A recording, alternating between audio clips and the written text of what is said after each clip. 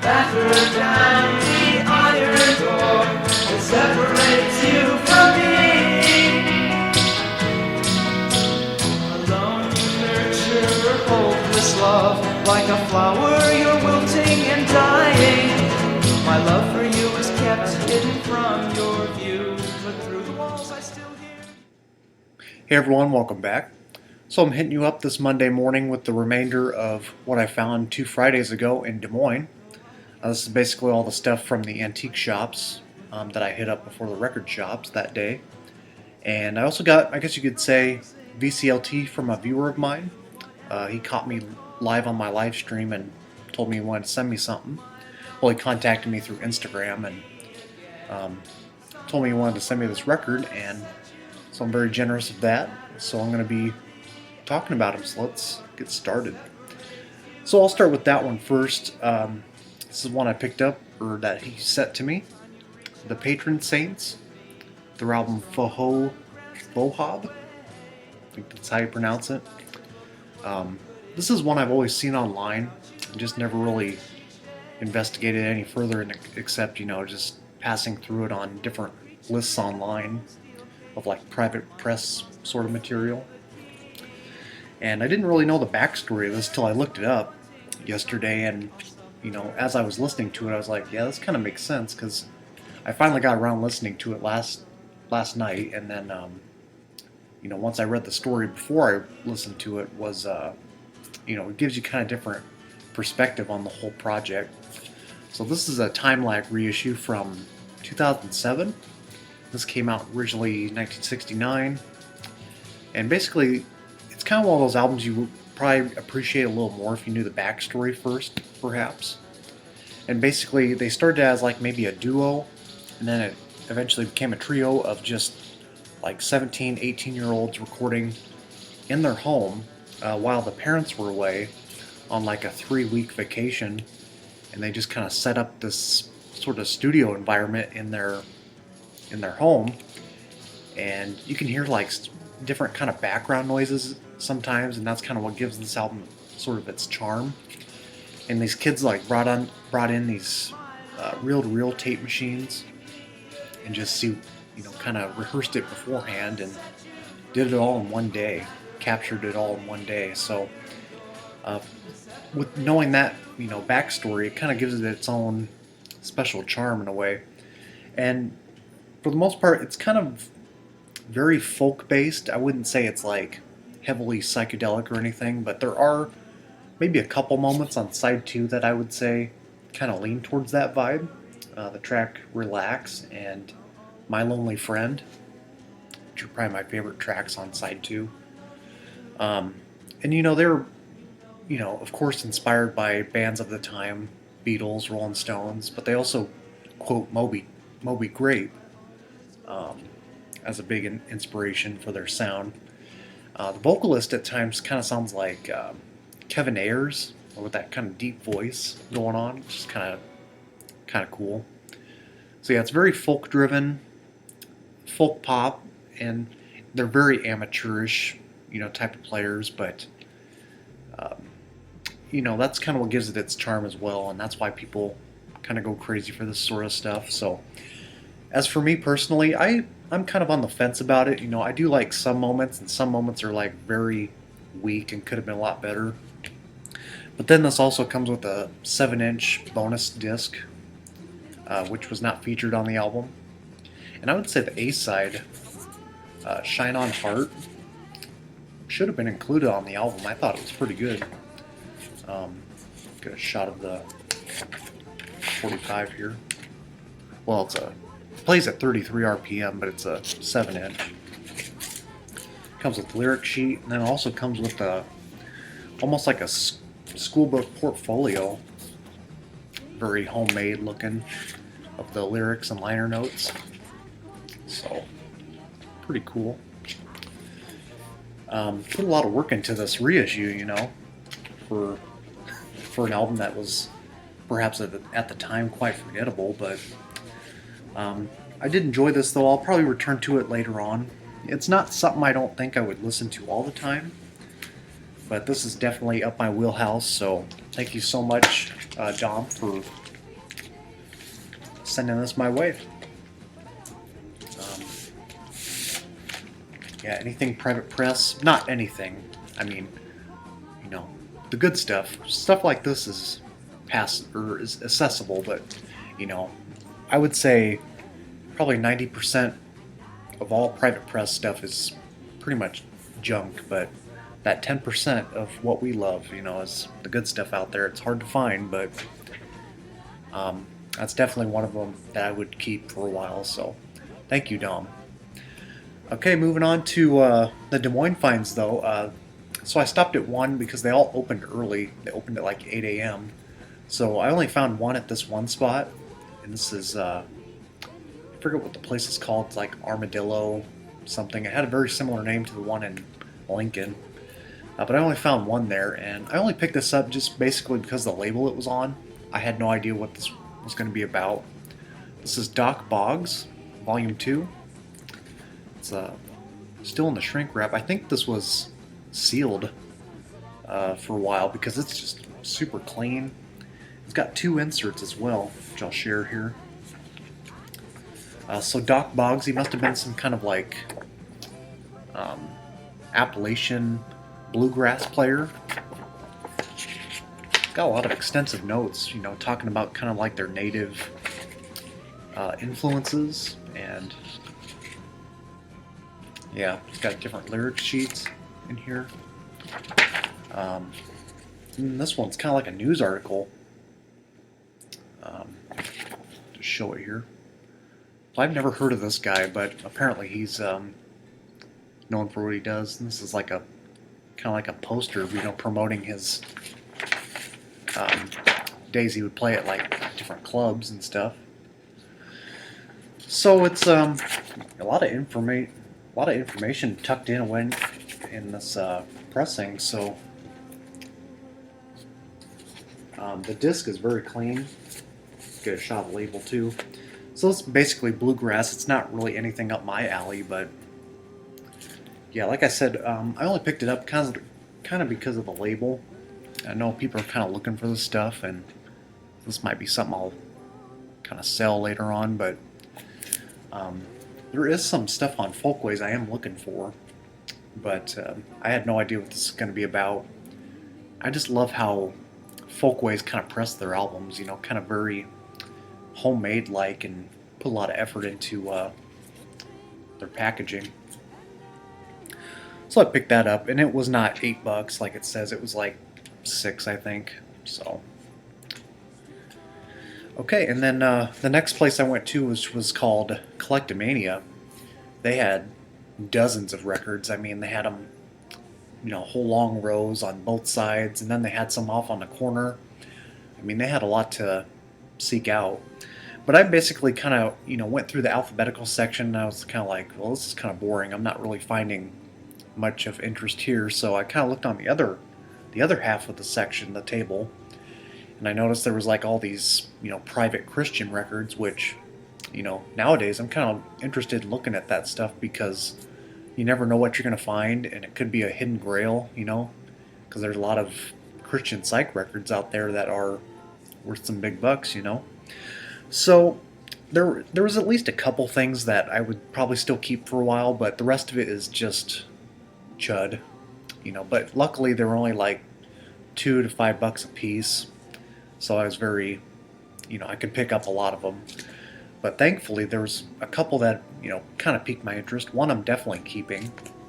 So I'm going to start from the stuff that's most interesting to the least favorite that I'm chucking. So and I'll explain the reasons why I picked them up as we move along. So this is Remember the Promise by Greenwood. This is one that caught my eye when I looked at it, and kind of looked it up in the store, and it looks like on these different odd sites I looked up, it looks like this is sold for at least over $200 and up, which I was like, dang. So Greenwood, they're basically based out of New Jersey area. It's like a married folk duo, and I don't know how many was pressed, but it must be pretty scarce, it sounds like. And even though this is very Christian based in the lyrics and stuff, musically, this kind of sounds like the stuff that you would hear from like the early 70s from like the UK, stuff like Fresh Maggots or Trees, you know, some of those like English Brossel Machine, even though that's Germany, but you know, sort of those kind of bands, because these two have like really good matching vocals, and it's not like, you know, very boring, dull, drug out Christian kind of stuff like typically they are. And I got some of that in here, unfortunately, but this is actually very excellent. And on my other YouTube channel, Cosmic Minds, I've uploaded songs from this, but also a few others here, which I'll mention. And I uploaded 3 of the better tracks on this one. Remember the Promise, Early in the Morning, and Lord of the Dance. So if you guys are kind of interested in like that kind of minimal folk psych, well, it's not really folk psych, it's kind of more contemporary folk, this is probably going to be up your alley. So musically it's quite good. There's the green label. Just a beautiful disc, beautiful shape. Glad I took a chance and looked this up. So there's a lot of stuff I looked up and put away, but some I could not find on the internet. So, and some, you know, didn't have any sound clips. A lot of these didn't, but this next one is probably the strangest of the bunch, and one that I'm probably going to keep for a while just because of how strange it is. So if you ever thought, you know, aliens and Jesus relate, well, this is the album for you. This is a band called Reborn with their album Alien. And yeah, I uploaded 2 tracks on this one, Too Proud and the closing track, The Alien. I put those on my other channel. And the Alien opens up with like this really wicked electronic buzzing sound, and you know, it has like these really silvery kind of synths throughout, a lot of harmonies, and it's not bad, but it could have been a lot stranger, a lot worse. But I love collecting this kind of weird stuff, but even though it's probably something I'm not going to listen to really much at all, I just like how odd it is. And a lot of these records I found in this pile are from Des Moines as well. This one was pressed in Des Moines on the Crusade label.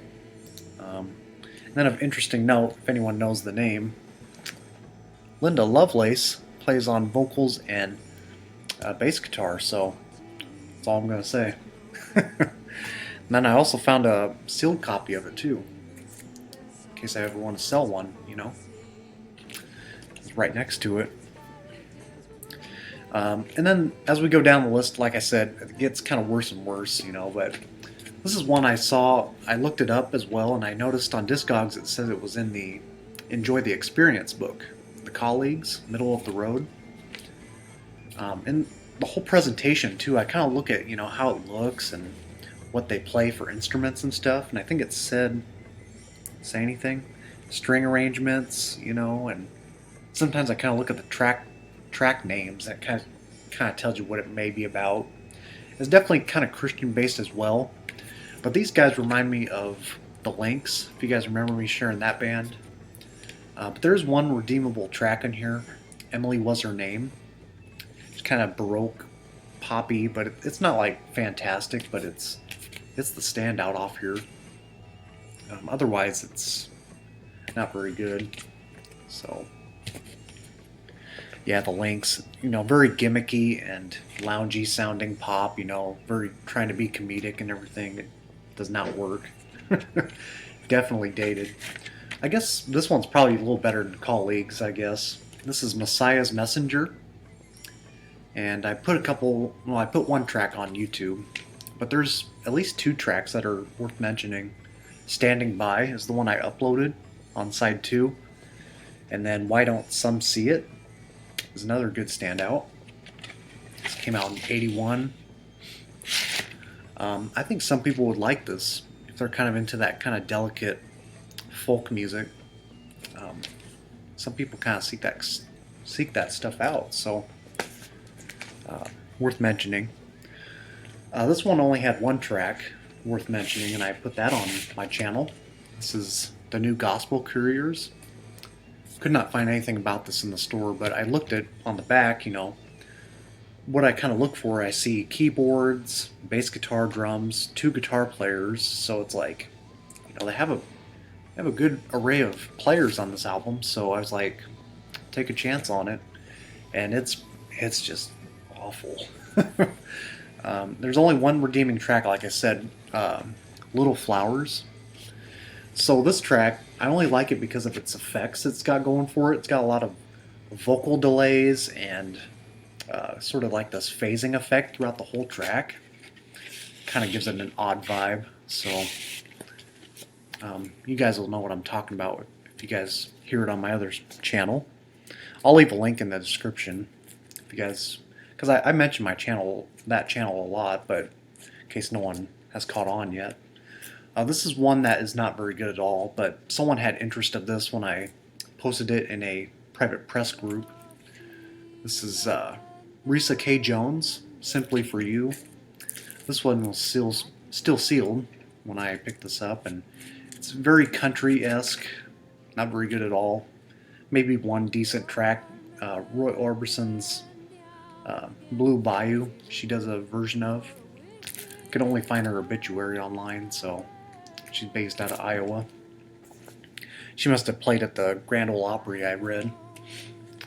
And then I found two of this band's records. I've seen this cover online as well, the Alpha Omega Live, Volume 1.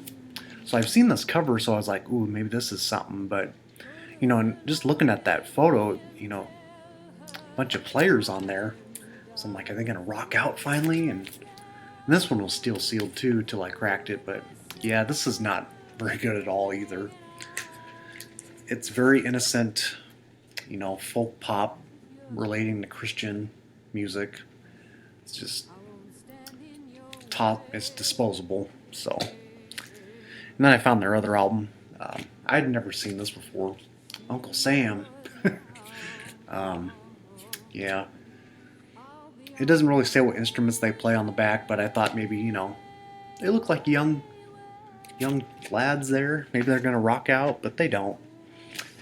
And then these last two are probably the worst of the bunch. I had no idea what these were. Moment of Truth with the Sounds of Life Singers. And I kind of picked this up just because of the back image as well. Different players. It says they play organ, drums, piano. This has got a very, very bad sound quality to it. I mean, I don't even know how this got pressed and even approved by the label, but I see this female bass player, and then you got like a band down there. So it just kind of looks like it could be good, but it's mostly like choral work and does not deliver at all. So that's one I'm going to toss. And then the worst one, even worse than that, God's Children. God's Children suck. No, but, and the only reason I picked this up because the back image there, it looks like another band playing, like a garage band. I'm like, ooh, maybe they're gonna do some, rock improvisations or something to that nature. But nope, I don't even hear drums or guitar being played in this album. They fooled me. Just a bunch of choral work, and there was none of that. So it's like, dang, I was hoping for something there, but did not get it. Anyways, that's all I got today, so I hope you guys enjoyed. I tried making this video yesterday, but man, I was having the worst of luck. I had like a bunch of noise outside. The camera was doing odd things, like it would stop my video because of the storage space, so I got more storage space on there. Just everything was just going wrong, so I'm just finally shooting this Monday morning, and should be out soon, later today. And that's all I got. So I'm waiting on a couple packages now. There's one I bought a couple nights ago that I'm really pumped about. I haven't really splurged a lot since Constantine's mega sale going on, but I finally found one that was on my want list for, I mean, it's a little under average, but you just don't see it pop up in the US, that frequently. So and this is an album, towards the east, from the east, so something you don't see around these parts. So that about does it. So thanks for watching. Tell me what you guys think, and check out those tracks on my other channel. And We'll see you soon.